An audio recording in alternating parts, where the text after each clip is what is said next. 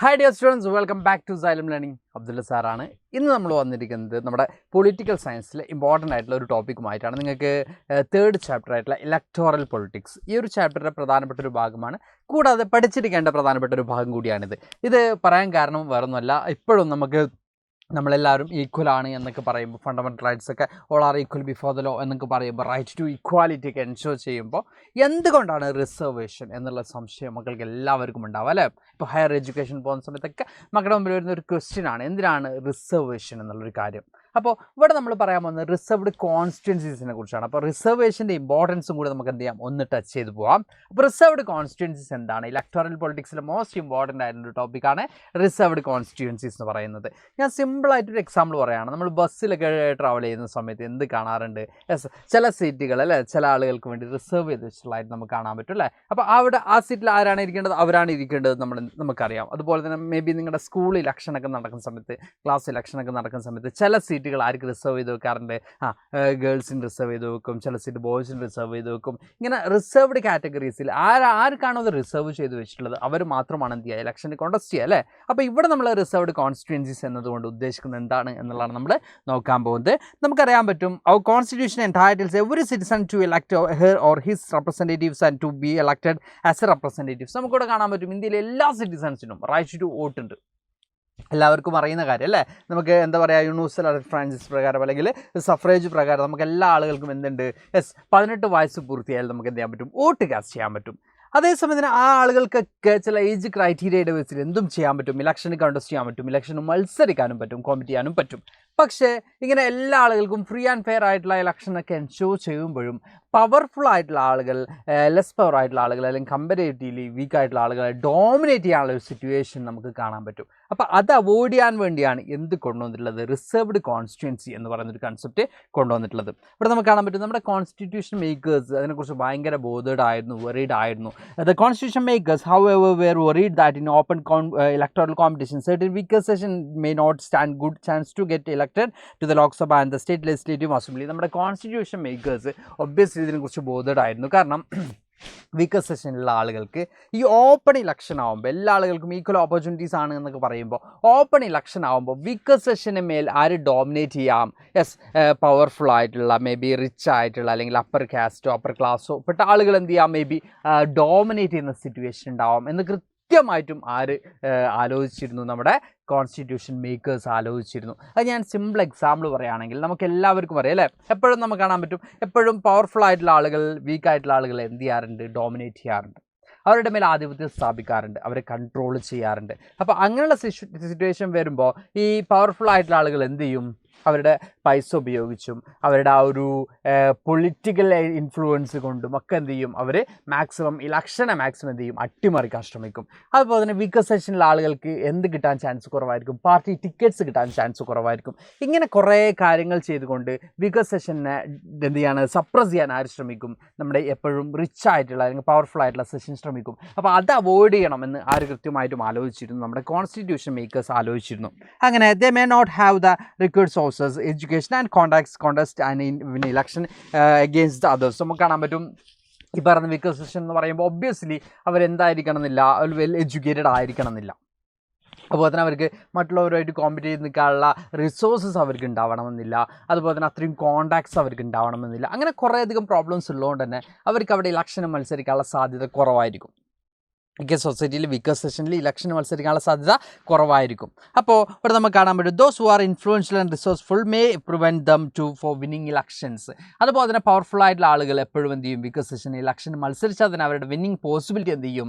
Prevent ചെയ്യും. അവരെ തോൽപ്പിക്കാനാണ് ആര് ശ്രമിക്കുക? ഈ പറയുന്ന പവർഫുൾ ആയിട്ടുള്ള സെഷൻ ശ്രമിക്കുക. അപ്പോൾ ഇതൊക്കെ അവോയ്ഡ് ചെയ്യാൻ വേണ്ടിയാണ് എന്ത് കൊണ്ടുവന്നിട്ടുള്ളത്? If that happens, our parliament and assemblies would be deprived of the voice of significant section of our population. That would make our democracy less representative and less democratic. ഇവിടെ നമുക്ക് കാണാൻ പറ്റും, ഇങ്ങനെ സംഭവിച്ചാൽ വീക്കർ സെഷന് മേലെ എപ്പോഴും ആരാണ്? അപ്പർ ക്ലാസ് അല്ലെങ്കിൽ അപ്പർ കാസ്റ്റ് ഡോമിനേറ്റ് ചെയ്താൽ, അല്ലെങ്കിൽ പവർഫുൾ ആയിട്ടുള്ള ഗ്രൂപ്പ് ഡോമിനേറ്റ് ചെയ്താൽ എന്ത് സംഭവിക്കും?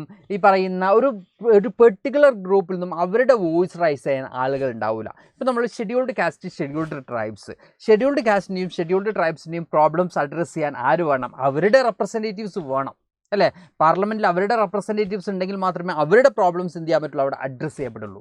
ഒരു എക്സാമ്പിൾ പറയാം, ഇപ്പോൾ എൻ്റെ കൈ ഇങ്ങനെ മുറിഞ്ഞു എന്ന് വിചാരിക്കുക. അപ്പോൾ ഞാൻ എന്ത് ചെയ്യും, ഞാൻ നല്ല വേദനയൊക്കെ വന്നാകെ പെടാപ്പാട് വീടാണ്. അപ്പോൾ നിങ്ങളൊക്കെ ചില സാറിൻ്റെ കൈ മുറിഞ്ഞു അല്ലേ, ചോരക്ക് വരുന്നുണ്ടല്ലേ എന്നൊക്കെ പറയും. പക്ഷേ അതിൻ്റെ വേദന എത്രത്തോളമാണ് അത് കറക്റ്റ് ആർക്കും അറിയാം, എനിക്കറിയുള്ളൂ അല്ലേ? അപ്പോൾ ഒരു ഗ്രൂപ്പിൻ്റെ പ്രോബ്ലം കൃത്യമായിട്ടും ഔട്ട്സൈഡേഴ്സിനേക്കാളും ആർക്കറിയാം, ആ ഗ്രൂപ്പിനറിയാം, ആ ഒരു കാറ്റഗറിക്ക് അറിയാം. അതുകൊണ്ട് തന്നെ വികസനെ റെപ്രസെൻ്റ് ചെയ്യാനും ആളുകൾ വേണം. ഇല്ലെങ്കിൽ ഡെമോക്രസി എന്തായിരിക്കില്ല, അത് ഡെമോക്രസി എന്ന് നമുക്ക് വിളിക്കാൻ പറ്റില്ല. ഒരു സെഷന് മാത്രം എന്തില്ല, റെപ്രസെൻറ്റേറ്റീവ്സ് ഇല്ലെങ്കിൽ അതിനെ നമുക്ക് ഡെമോക്രസി എന്ന് വിളിക്കാൻ പറ്റില്ല. അപ്പോൾ ഡെമോക്രസി അവിടെ എന്തായിരിക്കും, വീക്ക് ആയിരിക്കും എന്ന് നമുക്ക് കാണാൻ പറ്റും. So the makers of our constitution thought a special system of reserved constituencies for the weaker sections. Weaker സെഷൻസിന് വേണ്ടി ഒരു സെപ്പറേറ്റ് എന്തുണ്ടാക്കിയെടുക്കുക, കോൺസ്റ്റിറ്റ്യുവൻസീസ് റിസർവ് ചെയ്യുക, ഒരു സെപ്പറേറ്റ് സിസ്റ്റം കൊണ്ടുവരാം. ചില കോൺസ്റ്റിറ്റ്യുവൻസീസ് എന്ന് പറയുമ്പോൾ നമ്മുടെ നാഷണൽ എന്ത് ചെയ്യാണ്, ഇലക്ഷൻ പേർപ്പസിന് വേണ്ടി പല ഭാഗങ്ങളായിട്ട് എന്ത് ചെയ്തിട്ടുണ്ട്, ഡിവൈഡ് ചെയ്തിട്ടുണ്ട്. ഈ ഒരു ഡിവിഷൻസിനെയാണ് നമ്മൾ കോൺസ്റ്റിറ്റ്യുവൻസീസ് എന്ന് പറയുക. അപ്പോൾ സം കോൺസ്റ്റിറ്റ്യുവൻസീസ് എന്ത് ചെയ്യാണ്, റിസർവ് ചെയ്ത് വെക്കുകയാണ്. ചില കോൺസ്റ്റിറ്റ്യുവൻസീസിൽ ആർക്ക് മാത്രമേ ഇലക്ഷന് കോൺടെസ്റ്റ് ചെയ്യാൻ പറ്റുള്ളൂ, ഈ പറയുന്ന ഷെഡ്യൂൾഡ് കാസ്റ്റ്, ഷെഡ്യൂൾഡ് ട്രൈബ്സ് അല്ലെങ്കിൽ അത് ബാക്ക്വേർഡ് ക്ലാസ്, ഇവർക്ക് മാത്രമേ എന്ത് ചെയ്യാൻ പറ്റുള്ളൂ, ഇലക്ഷന് മത്സരിക്കാൻ പറ്റൂ എന്ന രീതിയിലേക്ക് എന്ത് ചെയ്യാണ്, ചേഞ്ചസ് കൊണ്ടുവരാണ് ചെയ്യുന്നത് നമ്മുടെ കോൺസ്റ്റിറ്റ്യൂഷൻ മേക്കേഴ്സ്. അപ്പോൾ some constituencies are reserved for people who belong to the scheduled caste and scheduled tribes. അപ്പോൾ ചില കോൺസ്റ്റിറ്റ്യുവൻസീസ് എന്ത് ചെയ്യാണ്, ഷെഡ്യൂൾഡ് കാസ്റ്റിനും ഷെഡ്യൂൾഡ് ട്രൈബ്സിനും റിസർവ് ചെയ്ത് വെച്ചിരിക്കുന്നതായിട്ട് നമുക്ക് കാണാൻ പറ്റും. SC ആൻഡ് STക്ക് വേണ്ടി എന്ത് ചെയ്തിട്ടുണ്ട്, ചില സീറ്റുകൾ റിസർവ്, ചില കോൺസ്റ്റിറ്റ്യുവൻസീസ് എന്ത് ചെയ്തിട്ടുണ്ട്, റിസർവ് ചെയ്ത് വെച്ചിട്ടുണ്ട്. In SC reserved constituency only someone who belongs to the scheduled caste can stand for election. അപ്പോൾ SCക്ക് വേണ്ടി റിസർവ് ചെയ്തിട്ടുള്ള സീറ്റിൽ ആർക്കും മാത്രം ഇലക്ഷന് കോൺടെസ്റ്റ് ചെയ്യാൻ പറ്റുള്ളൂ, ഇലക്ഷൻ മത്സരിക്കാൻ പറ്റുള്ളൂ. SC ഗ്രൂപ്പിൽ നിന്ന് വരുന്ന അല്ലെങ്കിൽ ഷെഡ്യൂൾഡ് കാസ്റ്റ് ഗ്രൂപ്പിൽ നിന്ന് വരുന്ന ഒരാൾക്ക് മാത്രമേ ഈ സീറ്റിൽ എന്ത് ചെയ്യാൻ പറ്റുള്ളൂ, ഈ ഒരു കോൺസ്റ്റിറ്റ്യുവൻസിയിൽ എന്ത് ചെയ്യാൻ പറ്റുള്ളൂ, ഇലക്ഷന് മത്സരിക്കാൻ പറ്റുള്ളൂ. പക്ഷേ എല്ലാ ആളുകൾക്കും എന്ത് ചെയ്യാം, വോട്ട് ചെയ്യാം. ആ കോൺസ്റ്റിറ്റ്യുവൻസിയിലുള്ള എല്ലാ വോട്ടേഴ്സിനും എന്ത് ചെയ്യാം, വോട്ട് ചെയ്യാം. പക്ഷേ ആർക്ക് മാത്രമേ അവിടെ ഇലക്ഷന് കോൺടെസ്റ്റ് ചെയ്യാൻ പറ്റുള്ളൂ, SC ഗ്രൂപ്പുകൾക്ക് മാത്രമേ അവിടെ കോൺടെസ്റ്റ് ചെയ്യാൻ പറ്റുള്ളൂ അല്ലെങ്കിൽ മത്സരിക്കാൻ പറ്റുള്ളൂ. Next one, similarly only those belong to the scheduled tribes can contest an election from the constituency reserved for ST. Scheduled ട്രൈബ്സിന് വേണ്ടി റിസർവ് ചെയ്തിട്ടുള്ള സീറ്റിൽ ഷെഡ്യൂൾഡ് ട്രൈബ്സിന് മാത്രം എന്ത് ചെയ്യാൻ പറ്റുള്ളൂ, അവിടെ ഇലക്ഷന് മത്സരിക്കാൻ പറ്റുള്ളൂ. ഇങ്ങനെ ചില സീറ്റുകൾ ചില ഗ്രൂപ്പുകൾക്ക് എന്ത് ചെയ്തിട്ടുണ്ട്, റിസർവ് ചെയ്ത് വെച്ചിട്ടുണ്ട്. ബിക്കോസ് അവർ അപ്ലിഫ്റ്റ് ചെയ്യാൻ വേണ്ടിയാണ്. ഇപ്പം നിങ്ങൾ ചോദിക്കും, അപ്പോൾ ഈ റിസർവേഷൻ ഉണ്ടാകുമ്പോൾ റൈറ്റ് ടു ഇക്വാലിറ്റി അവിടെ പോസിബിൾ ആവും എന്ന് ചോദിക്കുകയാണെങ്കിൽ, റൈറ്റ് ടു ഇക്വാലിറ്റി ഡിക്ലെയർ ചെയ്യുന്ന സമയത്ത് നമ്മുടെ സൊസൈറ്റി ഇങ്ങനെ നിൽക്കുകയാണ്.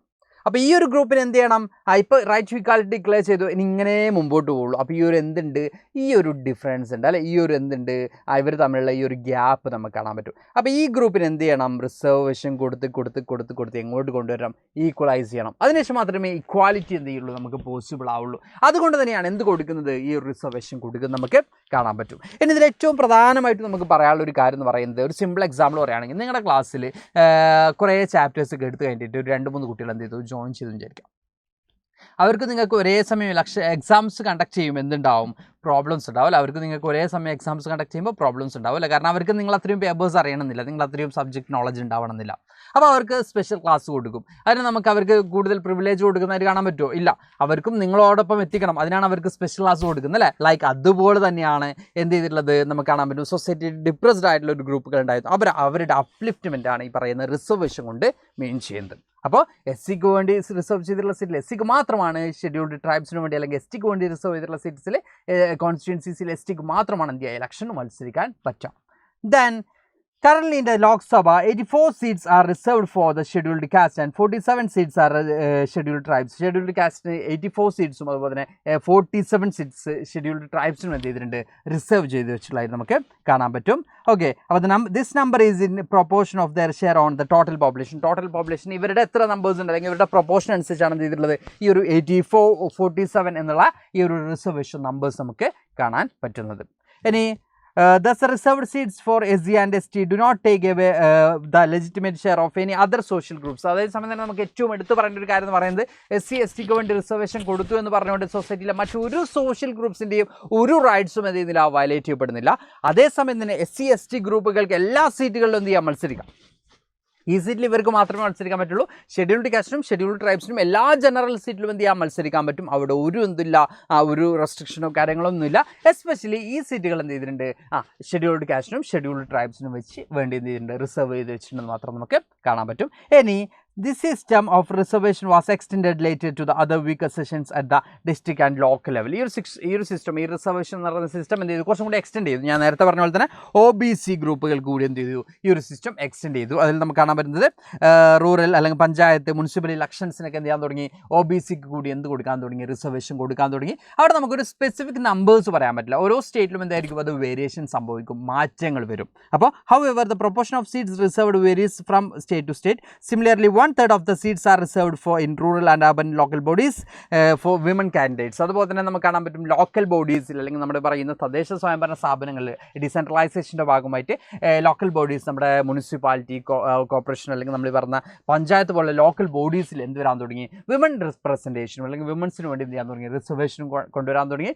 1/3 എന്ത് ആയിരിക്കണം, അവിടെ വിമൻസ് ആയിരിക്കണം എന്ത് ചെയ്യേണ്ടത്, ഇലക്ഷന് മത്സരിക്കേണ്ട എന്നുള്ളതിലുള്ള റിസർവേഷൻ എന്ത് ചെയ്തു, കൊണ്ടുവന്നായിട്ട് നമുക്ക് കാണാൻ പറ്റും. ഇതിലൂടെ ഡെമോക്രസി എന്ത് ചെയ്യാണ്, കുറച്ചും കൂടി എക്സ്പാൻഡ് ചെയ്യുകയാണ് ചെയ്യുന്നത്. ബിക്കോസ് എല്ലാ കാറ്റഗറി ഓഫ് പീപ്പിൾസിനും എന്ത് ചെയ്യാൻ പറ്റുന്നുണ്ട്, അതിൽ ഇലക്ഷൻ്റെ ഭാഗമാവാൻ പറ്റുന്നുണ്ട്, അവരുടെ പ്രോബ്ലംസ് അഡ്രസ്സ് ചെയ്യാൻ പറ്റുന്നുണ്ട്, അവരുടെ റെപ്രസെൻറ്റേറ്റീവ്സ് ആണ് അവർക്ക് വേണ്ടി എന്ത് ചെയ്യുന്നത്, ലോ മേക്ക് ചെയ്യുന്നത്. ഇങ്ങനെ കുറേ അധികം എന്ത് വരുന്നുണ്ട്, ഡെമോക്രസി കുറച്ചും കൂടി എന്ത് ചെയ്യുന്നുണ്ട്, കുറച്ചും കൂടി നമുക്ക് കാണാൻ പറ്റും, ഇത് കുറച്ചും കൂടി ട്രാൻസ്പെറൻറ്റ് ആവുന്നതായിട്ട് നമുക്ക് കാണാൻ പറ്റും. അപ്പോൾ ഇതാണ് റിസർവേഷൻ എന്നുകൊണ്ട് ഉദ്ദേശിക്കുന്നത്, അല്ലെങ്കിൽ നമ്മൾ ഈ പറഞ്ഞ റിസർവ്ഡ് കോൺസ്റ്റിറ്റ്യുവൻസീസ് എന്നുകൊണ്ട് ഉദ്ദേശിക്കുന്നത്. അപ്പോൾ ഇലക്ഷനിൽ ഏറ്റവും ഇമ്പോർട്ടൻ്റ് ആയിട്ട് വരുന്ന ഒരു കോൺസെപ്റ്റ് ആണത് റിസർവ്ഡ് കോൺസ്റ്റിറ്റ്യുവൻസീസ് എന്ന് പറയുന്നത്. ഇത് കൂടാതെ ഇലക്ഷൻ റിലേറ്റഡ് ആയിട്ടുള്ള കുറേ അധികം കാര്യങ്ങളുണ്ട്, വോട്ടേഴ്സ് ലിസ്റ്റ്, അങ്ങനെ കുറേ അധികം കാര്യങ്ങൾ ഈ ഒരു ചാപ്റ്ററിൽ നമ്മൾ ഡിസ്കസ് ചെയ്യുന്നുണ്ട്. അപ്പോൾ അതിൻ്റെ ലൈവും കാര്യങ്ങളൊക്കെ ആയിട്ട് നമ്മൾ വരുന്നതാണ്. ആ സമയത്ത് നമ്മൾ ഡീറ്റെയിൽഡ് ആയിട്ട് എന്ത് ചെയ്യാൻ പഠിക്കുക. കൂടാതെ ഇതുപോലുള്ള കണ്ടന്റ് വീഡിയോസിലൂടെ നമ്മൾ എന്ത് ചെയ്യുന്നുണ്ട്, ഇങ്ങനെയുള്ള കാര്യങ്ങളൊക്കെ മക്കൾക്ക് വേണ്ടി പഠിപ്പിച്ച് തരുന്നുണ്ട്. അപ്പോൾ അടുത്ത ക്ലാസ്സുകളിൽ വീണ്ടും കാണാം മക്കളെ. Thank you all, by.